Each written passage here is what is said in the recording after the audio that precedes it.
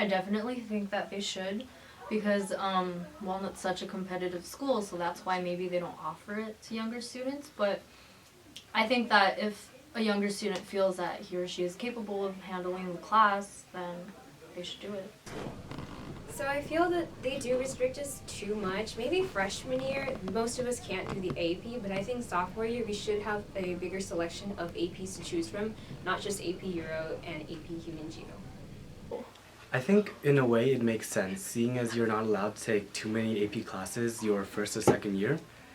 I think, for example, taking AP Bio your junior year, it's probably better that way because you get to build up by taking an honors or regulars bio course first as opposed to just diving straight into the hardest class. So I think it does help build up to it instead of just putting it all on you at once.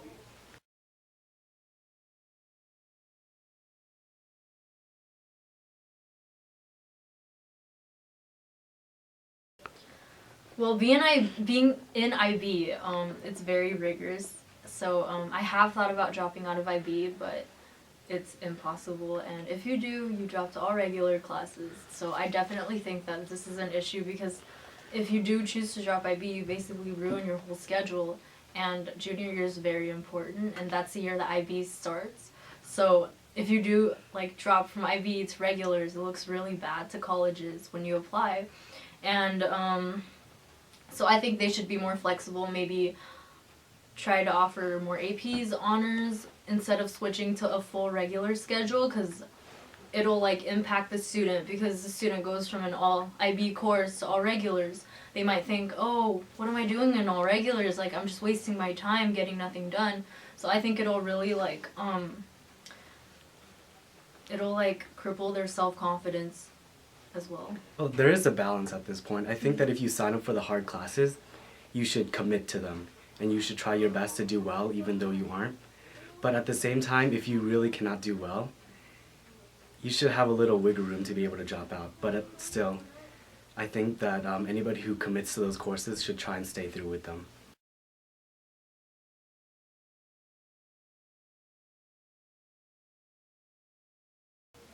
Well, at first when I joined IB, I chose Chem HL, and that was the biggest mistake of my life. So I asked my GLC to switch from Chem to Psych, and she was really cooperative. And Ms. Idris, my IB coordinator, was really nice as well. So yeah, they were really understanding and stuff because I wasn't getting much sleep, and so that's my experience. It took about 2 weeks, and I wasn't really supposed to tell anyone about it because it's unfair to other students who wanted to drop out of an HL to switch.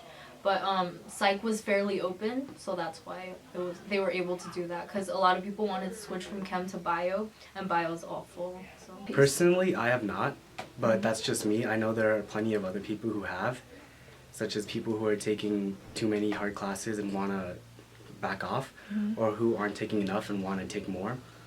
But I can't really speak for them because I haven't had that experience yet.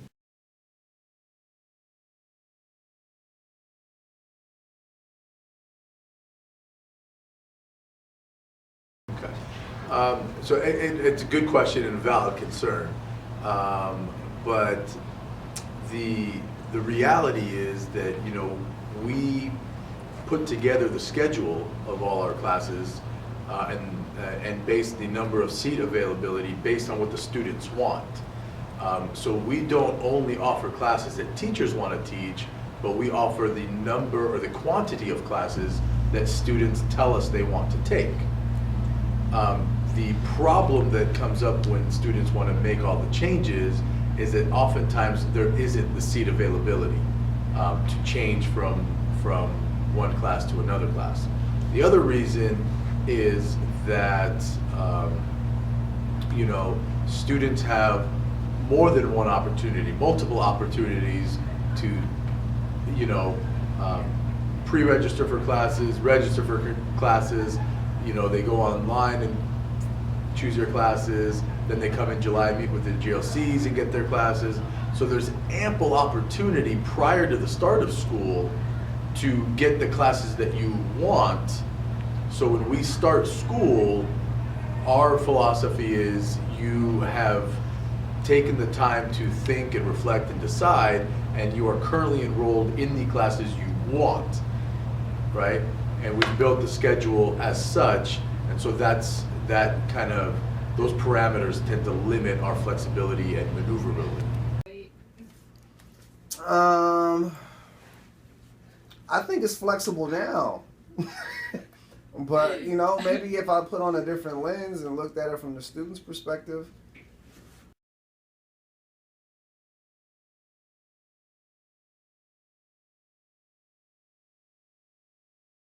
I would agree a little bit. I think it's a great question or a statement.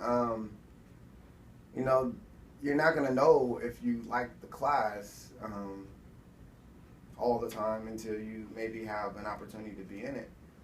But it goes back to what, you know, the other question before, the other statement I had mentioned is, what are you in the class for? Are you there to get an A? Are you there to learn? And I think you need to make that decision before you pick any class. If you go into the class where I'm here to learn, then when it becomes stressful and rigorous and challenging, then you're going to do what it takes in order to learn the material. If you're entering to the class because you want a good grade, then, you know, I think that detours people from, you know, wanting to give the class a try because it's like, well, I don't want my grade to suffer.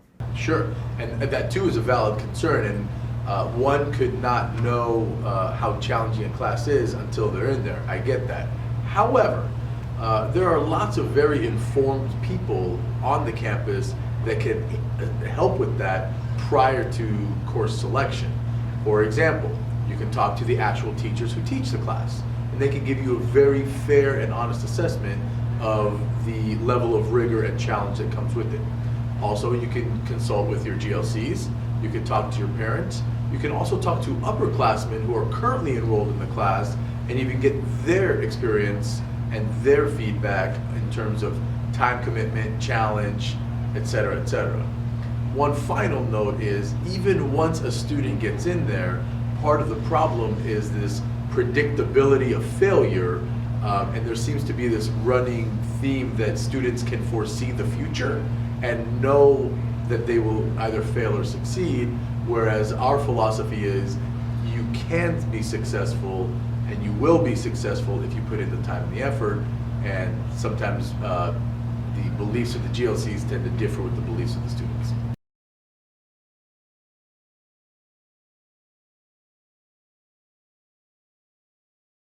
So I think in a perfect world, yes, there should be a little bit more flexibility. With that said, you know, the management or the running of the schools, sometimes it can be a little bit like a business. And because we have our restrictions in terms of the number of classes we can offer, you know, and then you couple that with the variety and the quantity of classes that we offer, it just makes for a lot of limitations. If we were to scratch AP, get rid of IB, and get rid of all of our specialized programs that many of our students enjoy, we probably would have more flexibility, but then we would lose competitive edge with other schools and stuff. So it is a catch-22. We want to be careful what we're really asking for.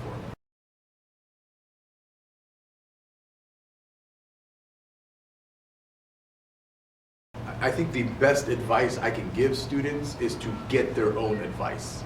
And by that I mean, you know, when GLCs go to your classrooms and begin that process of registering for classes, ask other students, older students that have experienced the classes that you're thinking about.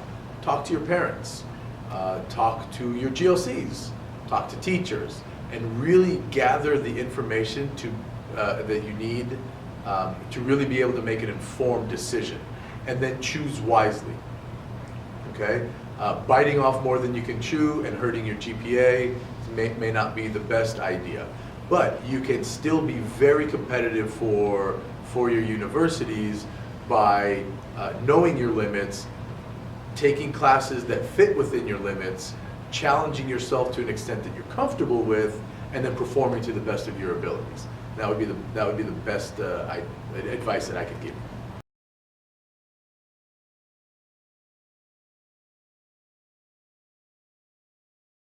I don't feel a need to defend myself or my colleagues, so I'll start with that. And it's very understandable why the finger gets pointed at us.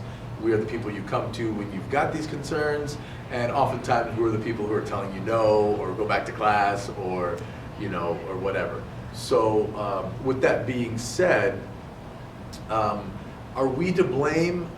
Yeah, maybe in part we are to blame. I think philosophically we want to be more of a support system as opposed to a bail system, right? We're more interested in teaching you how to swim as opposed to throwing you a life vest and bailing you out. So we really want to be supportive in that sense, and that can be frustrating when you're going to class and struggling with your classes and maybe not being quite as successful as you had hoped to, prior to that. Is it necessarily our fault? Not necessarily. We work within our restrictions and our parameters as well that I mentioned in a previous question.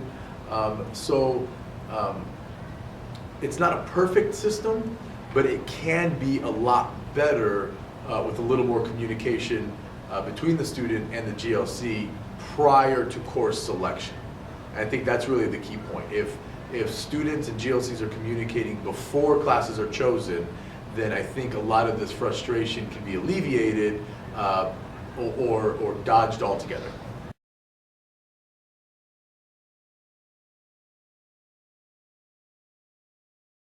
Okay.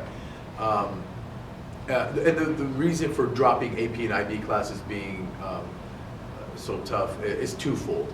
First of all, again, going back to a previous question, this is something that you've had ample opportunity to think about, and this is a choice that students have made, whereas the quote-unquote regular classes or our college prep classes, those generally tend to meet graduation requirements, so everybody's got to take them, and students don't typically drop quite as often as maybe the perception is. The second thing is, it's very easy sometimes for young people to get to lose sight of the big picture and only start to focus about their current struggle or this one class that they're having a hard time with. Whereas the GLC really tries to keep a broader perspective and really tries to understand, like, listen, this student is trying to get to a UC, or trying to get to a private school, or trying to get to this school or that school. And so in an effort to protect your competitive rigor, we try to support you and try to encourage you to stay in the classes that you're in, as opposed to dropping that. And with the very basic question, other students who are applying for the schools that you want to get into, what are they doing? And so if we go based on that, we try to really support you to stay in the classes.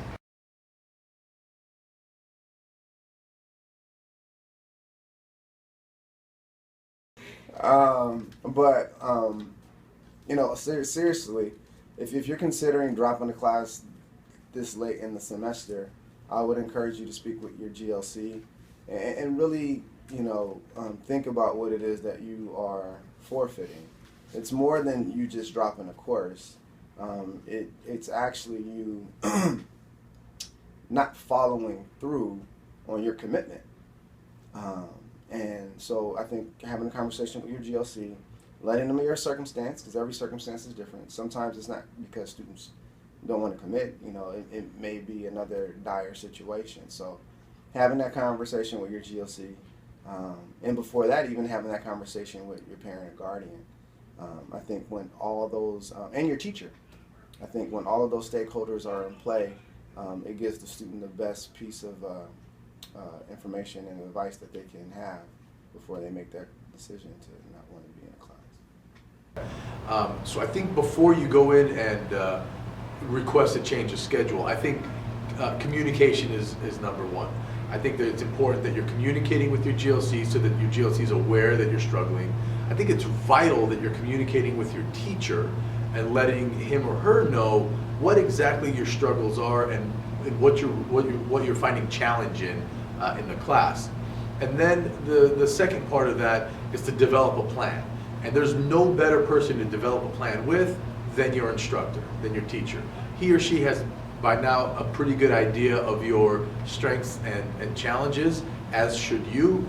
And then so you guys can really formulate a plan either for tutorial or an after-school assignment or an after-school meeting or what have you, to really be able to start addressing some of these shortcomings so that you can start performing at a level that you're a little happier with. Okay. So communication and then developing a plan for success.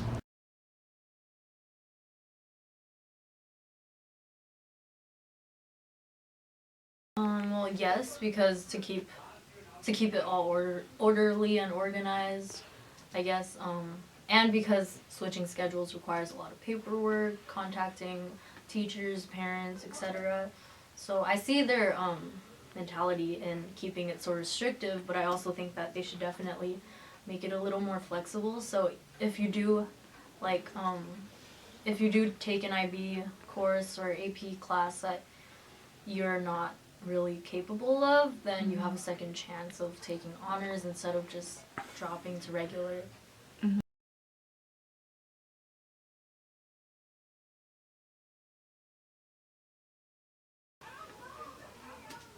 Definitely think about it a lot, because when I joined IB, I did not think about it. I was just like, oh, IB, piece of cake, could be done, because I didn't have any friends in IB who actually went through the process. I just saw the end process where they got their diplomas and were all happy, so I was like, oh, I want to be like that.